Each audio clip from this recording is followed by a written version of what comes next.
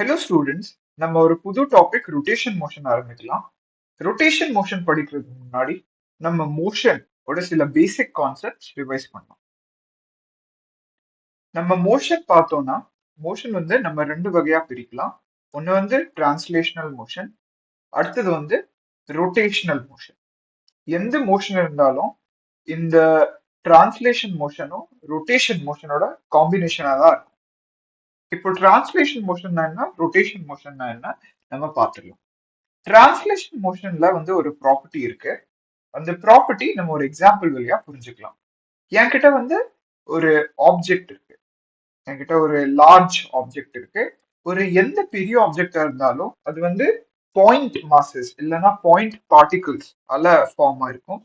இந்த ஆப்ஜெக்ட்ல நம்ம எக்ஸாம்பிளுக்காக 3 point objects எடுத்துக்கலாம்.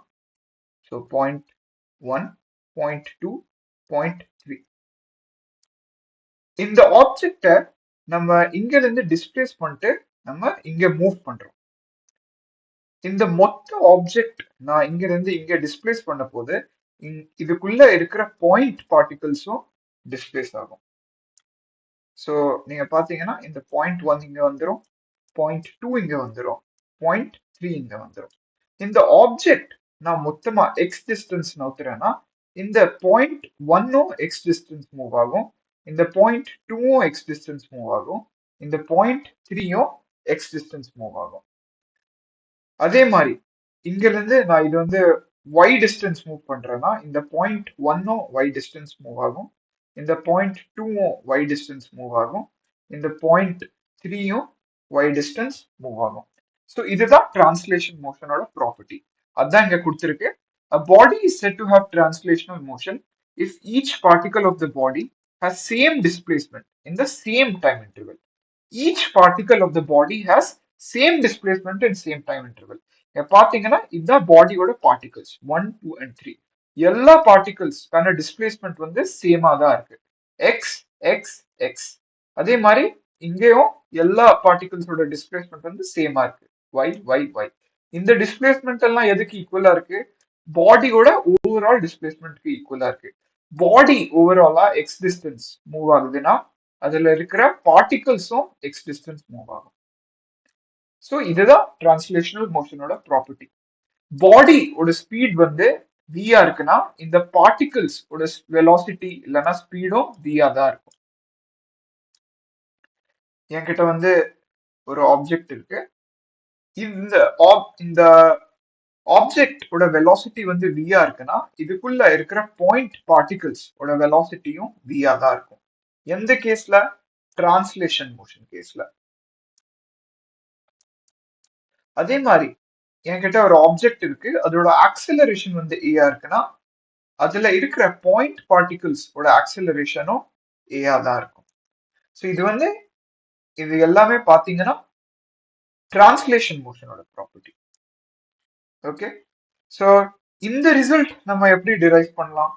ஸோ நம்ம ஏற்கனவே பார்த்தோம், பாடி வந்து எக்ஸ் டிஸ்டன்ஸ் மூவ் ஆகுது டி டைம்ல அப்படின்னு நம்ம அசியூம் பண்ணிக்கலாம். ஸோ ஃபார் ஸ்மால் டிஸ்டன்ஸ் பாடி வந்து டிஎக்ஸ் மூவ் ஆகும் இன் டிடி டைம். ஸோ வெலாசிட்டி என்ன, டிஎக்ஸ் பை டிடி. இப்போ எல்லா பாயிண்ட் பார்ட்டிகல்ஸும் டிஎக்ஸ் டிஸ்டன்ஸ் மூவ் ஆகுது, இதுவும் டிஎக்ஸ் டிஸ்டன்ஸ் மூவ் ஆகுது, இதுவும் டிஎக்ஸ் டிஸ்டன்ஸ் மூவ் ஆகுது. எவ்வளவு டைம்ல, டிடி டைம்ல. ஸோ இந்த 3 பார்ட்டிகலும் 1, 2, 3 டிஎக்ஸ் டிஸ்டன்ஸ் மூவ் ஆகுது எவ்வளவு டைம்ல, டிடி டைம்ல. ஸோ எல்லாத்தோட வெலாசிட்டி வந்து ஈக்குவலா தான் இருக்கும். அதே மாதிரி இந்த ரிசல்ட் வந்து நம்ம இதை வச்சு டிரைவ் பண்ணலாம். ஸோ ஆக்சிலரேஷன் என்ன, ஆக்சிலரேஷன் வந்து சேஞ்ச் இன் வெலாசிட்டி. இந்த பாடியோட வெலாசிட்டி வந்து டிவி சேஞ்ச் ஆகுது டிடி டைம்ல. ஸோ எல்லா பாயிண்ட் பார்ட்டிகளோட வெலாசிட்டியும் டிவி பை டிடி அவ்வளவுதான் சேஞ்ச் ஆகும். ஸோ இங்க பாருங்க, எல்லாரோட சேஞ்ச் இன் வெலாசிட்டி வந்து டிவி பை டிடி தான். ஸோ எல்லாத்துக்கும் எல்லா பாயிண்ட் பார்ட்டிகளுக்கும் ஆக்சிலரேஷன் சேமா தான் இருக்கும். ஸோ நம்ம சம்மரைஸ் பண்ணோம்னா டிரான்ஸ்லேஷனல் மோஷன்ல எல்லா லீனியர் பேராமீட்டரும் சேமா இருக்கும் எல்லா பாயிண்ட்ல. லீனியர் பேராமீட்டர்னா என்ன, டிஸ்பிளேஸ்மெண்ட், வெலாசிட்டி, ஆக்சிலரேஷன்.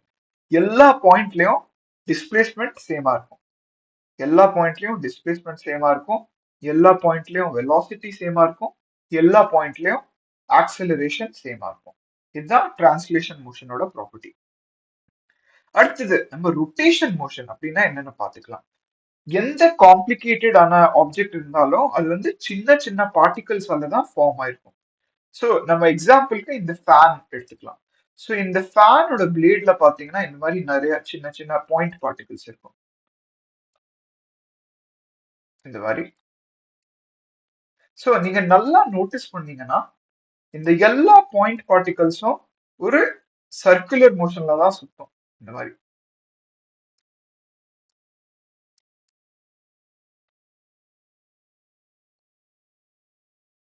ஸோ எல்லா பாயிண்ட் பார்ட்டிகல்ஸும் இந்த மாதிரி ஒரு சர்க்குலர் மோஷன்ல தான் சுத்தும்.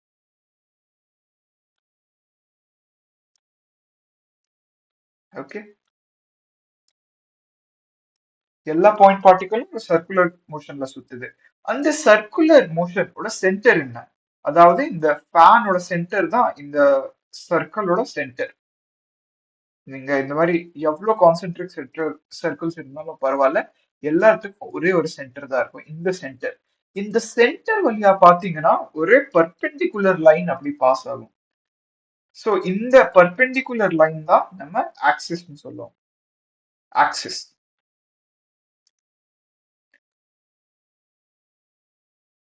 சோ இந்த பர்பெண்டிகுலர் லைன் தான் நம்ம ஆக்சிஸ்னு சொல்லுவோம். Axis of circular motion. இந்த ஆக்சிஸ் ஆக்சிஸ் இருக்கு இல்லையா, அதோட பர்பெண்டிகுலரான பிளேன்ல தான் சர்க்குலர் மோஷன் நடக்கும். சோ நீங்க பாத்தீங்கன்னா சர்க்குலர் மோஷன் ஃபேன் இந்த பார்ட்டிகளோட சர்க்குலர் சர்க்குலர் மோஷன் எல்லாம் இந்த பிளேன்ல நடக்குது. ஆக்சிஸ் வந்து அது அப்படியே இதுக்கு பர்பெண்டிகுலரா பாஸ் ஆகுது. சோ இதுதான் சர்க்குலர் மோஷன். சோ அதான் நான் இங்க டெஃபினேஷனா எழுதியிருக்கேன். Motion of a body is called rotation or circular motion if every point of the body moves in a circle around a common fixed line called as axis. So இந்த பாடியில இருக்கிற எல்லா பாயிண்ட்டும் இந்த காமன் ஃபிக்ஸ்டு லைன், இதுதான் அந்த common fixed line. இந்த common fixed லைனுக்கு சுத்தி ஒரு சர்க்குலர் பாத்ல மூவ் ஆகுது. ஸோ அதனாலதான் இந்த மோஷனை நம்ம ரொட்டேஷன் மோஷன் சொல்றோம். அடுத்தது வந்து நம்ம ஒரு காம்ப்ளெக்ஸ் மோஷன் பார்க்கலாம். ஸோ எந்த காம்ப்ளெக்ஸ் மோஷன் இருந்தாலும் அது வந்து காம்பினேஷன் ஆஃப் டிரான்ஸ்லேஷனல் மோஷன் அதுக்கப்புறம் ரொட்டேஷனல் மோஷனாக தான் இருக்கும். ஃபார் எக்ஸாம்பிள், இந்த ஒருத்த வந்து இந்த சைக்கிள் ஓட்டுற எக்ஸாம்பிள் எடுத்தீங்கன்னா நம்மளுக்கு தெரியும், ஒரு சைக்கிள் ஒரு வீல் வந்து எப்பவுமே சர்க்கிள்ல தான் இப்படி சுத்தும். ஆனா சைக்கிள் வந்து இப்படி நேரா தான் போகும் எப்பவுமே. ஸோ இங்க நேரா போகிறது வந்து என்ன? Translation motion.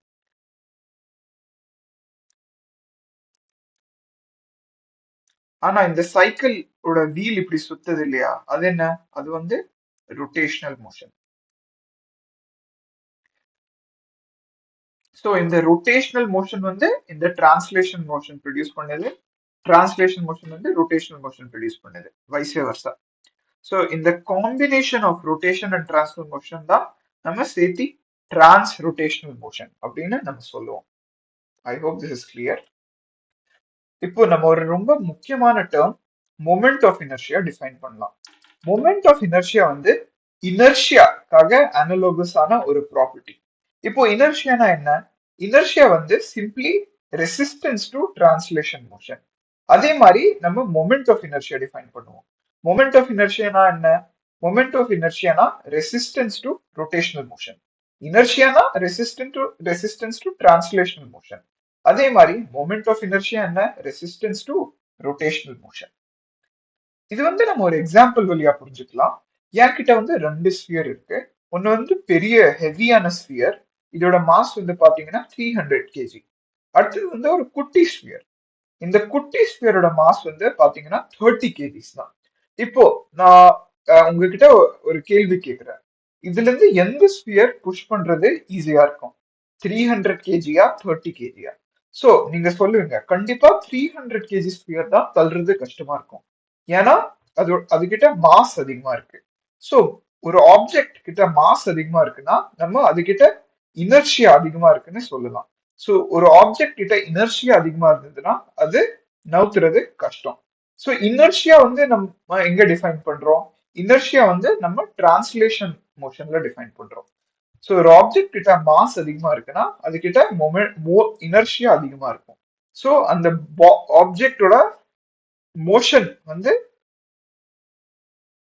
அந்த ஆப்ஜெக்ட் வந்து மூவ் பண்றது டிஃபிகல்ட்டா இருக்கும் பேசிக்லி. சோ அதுதான் இனர்ஷியா. இப்போ மொமெண்ட் ஆஃப் இனர்ஷியானா என்ன? மொமெண்ட் ஆஃப் இனர்ஷியானா நான் மொமெண்ட் ஆஃப் இனர்ஷியா இன்க்ரீஸ் பண்ணனா ஒரு ஆப்ஜெக்ட் வந்து ரொட்டேட் பண்றது கஷ்டமா இருக்கும். ஓகே, சோ நான் வெறும் இனர்ஷியா இன்க்ரீஸ் பண்ணனா ஒரு ஆப்ஜெக்ட் வந்து டிரான்ஸ்லேஷன் மோஷன் அந்த வழியா மூவ் பண்றது கஷ்டமா இருக்கும். ஆனா நான் ஒரு ஆப்ஜெக்டோட மொமெண்ட் ஆஃப் இனர்ஷியா இன்க்ரீஸ் பண்ணேன்னா அந்த ஆப்ஜெக்ட் வந்து ரொட்டேட் பண்றது கஷ்டமா இருக்கும். இப்போ நான் இந்த மாதிரி ஒரு த்ரெட்ல ஒரு ஸ்டோன் கட்டிக்கிறேன். இந்த ஸ்டோன் கட்டிட்டு நான் வந்து இப்படி சுத்துறேன்.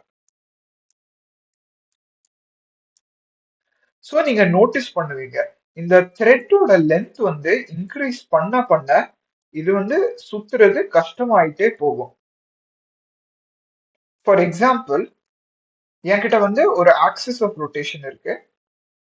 என்கிட்ட இந்த மாதிரி ஒரு ஆக்சிஸ் ஆஃப் ரொட்டேஷன் இருக்கு. இந்த ஆக்சிஸ் ஆஃப் ரொட்டேஷன்ல இருந்து நான் ஒரு த்ரெட் கனெக்ட் பண்ணியிருக்கேன். அதுக்கப்புறம் ஒரு பால் கனெக்ட் பண்ணியிருக்கேன். பால் இல்லைன்னா ஏதோ ஒரு வெயிட் நம்ம அசியூம் பண்ணிக்கலாம். ஸோ இந்த கேஸ்ல வந்து ஆக்சிஸ் ஆஃப் ரொட்டேஷன் என்ன? இதுதான் ஆக்சிஸ் ஆஃப் ரொட்டேஷனா இருக்கும். ஏன்னா இந்த ஆக்சிஸ்ல இருந்து தான் நம்ம ஒரு சர்க்குலர் பாத்ல இந்த ஸ்டோனை சுத்திட்டு இருக்கோம். ஸோ இங்க வந்து நம்ம பார்த்தோம்னா இதுதான் நம்மளோட ஆக்சிஸ் ஆஃப் ரொட்டேஷன். ஸோ இதுல ஆக்சிஸ் ஆஃப் ரொட்டேஷன் இதை நான் மார்க் பண்ணிக்கிறேன். ஃபார் எக்ஸாம்பிள் இந்த த்ரெட்டோட லென்த் வந்து நான் 4 மீட்டர் அப்படின்னு அசியூம் பண்ணிக்கிறேன். இங்க இருக்கிற த்ரெட்டோட லென்த் வந்து நான் 2 மீட்டர் அப்படின்னு அசியூம் பண்ணிக்கிறேன். இது 4 மீட்டர், இது வந்து 2 மீட்டர். ரெண்டு கேஸ்லயும் பாலோட மாஸ் வந்து சேமா இருக்கு அப்படின்னு நம்ம அசியூம் பண்ணிக்கலாம். ஸோ இதோட மாஸ் வந்து 3 கேஜி, இதோட மாசம் 3 கேஜி அப்படின்னு நம்ம அசியூம் பண்ணிக்கலாம். ஸோ நம்ம என்ன நோட்டீஸ் பண்ணுவோம்னா ரெண்டு பாலோட மாஸும் சேமா இருக்கு. ஆனா நான் த்ரெட்டோட லென்த் இன்க்ரீஸ் பண்ணனா இது வந்து சுத்துறதுக்கு கஷ்டமா இருக்கும். ஸோ சுத்துறதுக்கு ஒரு ஆப்ஜெக்ட் கஷ்டமா இருந்தா அதோட மொமெண்ட் ஆஃப் இனர்ஷியா வந்து அதிகமா இருக்கு அப்படின்னு நம்ம சொல்லலாம். So this is more difficult to rotate.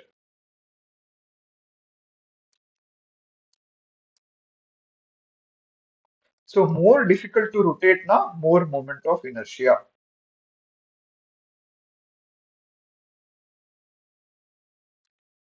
இந்த கேஸ்ல பார்த்தோம்னா த்ரெட்டோட லென்த் வந்து கம்மியா இருக்கு, 2 மீட்டர்ஸ் தான் இருக்கு.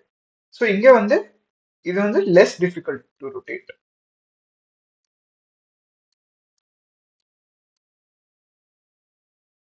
ஸோ இதுகிட்ட வந்து லெஸ் மொமெண்ட் ஆஃப் இனர்ஷியா இருக்கும்.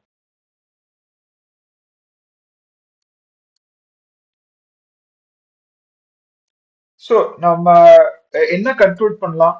மொமெண்ட் ஆஃப் இனர்ஷியா வந்து ரெண்டு டேர்ம்ஸ்ல டிபெண்ட் பண்ணும். ஒன்னு வந்து மாஸ் ஆஃப் ஆப்ஜெக்ட், இந்த ஆப்ஜெக்டோட மாஸ் எவ்வளோ. ஆப்வியஸ்லி இது நம்ம ரொம்ப எல்லாம் யோசிக்க தேவையில்ல. ஒரு ஆப்ஜெக்டோட வெயிட் அதிகமா இருக்குன்னா அது ரொட்டேட் பண்றது கஷ்டம். ஸோ மாஸ் இன்க்ரீஸ் ஆனா மொமெண்ட் ஆஃப் இனர்ஷியா கண்டிப்பா இன்க்ரீஸ் ஆகும். ஆனா சப்போஸ் நம்ம ஒரு கேஸ்ல மாஸ் சேமா வச்சுக்கிட்டோம்னா அந்த ஆப்ஜெக்டோட distance from axis of rotation அது அதிகமா இருந்தா அப்போ மொமெண்ட் ஆஃப் இனர்ஷியா அதிகமா இருக்கும். இங்க பாத்தீங்கன்னா ரெண்டு கேஸ்லயும் ஆப்ஜெக்டோட மாஸ் வந்து 3 கேஜி. ஆனா இங்க ஆப்ஜெக்டோட distance from axis of rotation வந்து 4 மீட்டர். ஆனா இங்க வந்து distance of object from axis of rotation வந்து 2 மீட்டர். ஸோ இங்க வந்து distance from axis of rotation அதிகமா இருக்கு. ஸோ அதனால இங்க ரொட்டேட் பண்றது வந்து கஷ்டமா இருக்கு. ஸோ நம்ம மொமெண்ட் ஆஃப் இனர்ஷியாக்கு ஒரு ஃபார்முலா எழுதிடலாம். So moment of inertia is equal to M R square. இந்த ஃபார்முலா நோட் பண்ணி வச்சுக்கோங்க, ரொம்ப இம்பார்ட்டன்டான ஃபார்முலா. ஸோ இந்த ஃபார்முலா எப்படி வருது? ஸோ நான் மாஸ் இன்க்ரீஸ் பண்ணனா மொமெண்ட் ஆஃப் இனர்ஷியா இன்க்ரீஸ் ஆகும். இது காமன் சென்ஸ் தான். அதே மாதிரி நான் ரேடியஸ் இன்க்ரீஸ் பண்றேன்னா அப்போ மொமெண்ட் ஆஃப் இனர்ஷியா இன்க்ரீஸ் ஆகும். So அதை வச்சு நான் வந்து moment of inertia is equal to mr square அப்படின்னு எழுதிடலாம். So இந்த ஃபார்முலால வந்து I என்ன? I வந்து moment of inertia.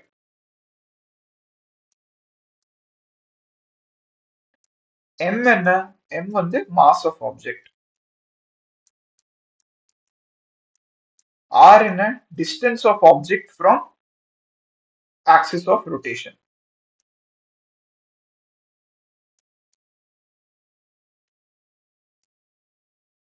From AOR. AOR இந்த term AOR வந்து நம்ம அடிக்கடி யூஸ் பண்ணுவோம். இதுக்கான full form வந்து axis of rotation. எந்த ஆக்சிஸ்ல இருந்து நம்ம இந்த ஆப்ஜெக்ட் வந்து சுத்துறோம் அதுதான் ஆக்சிஸ் ஆஃப் ரொட்டேஷன். ஸோ நம்ம ஏற்கனவே பார்த்த மாதிரி மொமெண்ட் ஆஃப் இனர்ஷியா வந்து பார்ட்டிகளோட மாஸ்ல டிபெண்ட் பண்ணோம், அந்த பார்ட்டிகளோட distance from axis of rotation மேல டிபெண்ட் பண்ணோம். ஸோ நம்ம ஃபார்முலாவும் டிரைவ் பண்ணிட்டோம். Moment of inertia equal to mr square. Okay, so இந்த ஃபார்முலா வச்சு நம்ம கொஞ்சம் நியூமரிக்கல்ஸ் பார்க்கலாம். So first question, find moment of inertia of the system of particles. So நம்ம கிட்ட வந்து ஒரு axis of rotation இங்க கொடுத்திருக்காங்க. இந்த axis of rotationல இருந்து நான் ரெண்டு பார்ட்டிகிள் ரொட்டேட் பண்றேன். ஒன்னு வந்து இந்த m, அடுத்தது வந்து இந்த 4m. இந்த m ஓட distance from axis of rotation வந்து 2r இருக்கு. இந்த 4m ஓட distance from axis of rotation வந்து r க்கு ஈக்குவலண்டா இருக்கு. ஸோ இதோட மொமெண்ட் ஆஃப் இனர்ஷியா வந்து நம்ம I1 அப்படின்னு அசியூம் பண்ணிக்கலாம். இதோட மொமெண்ட் ஆஃப் இனர்ஷியா வந்து நம்ம I2 அப்படின்னு அசியூம் பண்ணிக்கலாம். So I equal to I net equal to I1 plus I2 அப்படின்னு நம்ம கால்குலேட் பண்ணிடலாம். ஸோ முதல்ல நம்ம I1 கால்குலேட் பண்ணலாம். ஸோ மொமெண்ட் ஆஃப் இனர்ஷியாக்கான ஃபார்முலா வந்து mr ஸ்கொயர். ஸோ இந்த ஃபார்முலா யூஸ் பண்ணி நம்ம I1 கால்குலேட் பண்ணலாம். I1 வந்து m1 r1 whole square. So இதுதான் I1. ஸோ இங்க மாஸ் வந்து என்ன? மாஸ் வந்து m. R1க்கு வேல்யூ என்ன? 2r whole square. So I1 ஓட வேல்யூ வந்து 4m r ஸ்கொயர். அதே மாதிரி நம்ம I2 கால்குலேட் பண்ணலாம். I2 வந்து m2 r2 whole square. Okay, so இந்த கேஸ் தான் நம்ம கால்குலேட் பண்றோம். ஸோ இங்க வந்து மாஸோட வேல்யூ எவ்வளோ? 4m. So 4m. டிஸ்டன்ஸ் எவ்வளோ? டிஸ்டன்ஸ் வந்து வெறும் r தான்.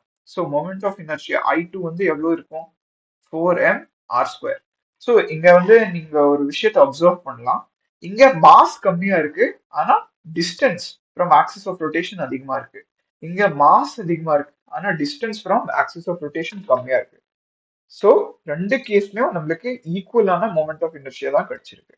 ஆனா நம்ம வந்து டோட்டல் மொமெண்ட் ஆஃப் இனர்ஷியா கண்டுபிடிக்கணும். So I total equal to I1 plus I2. So which is equal to 4mr square plus 4mr square which is equal to 8mr square. So இந்த question வந்து நம்ம solve பண்ணோம்.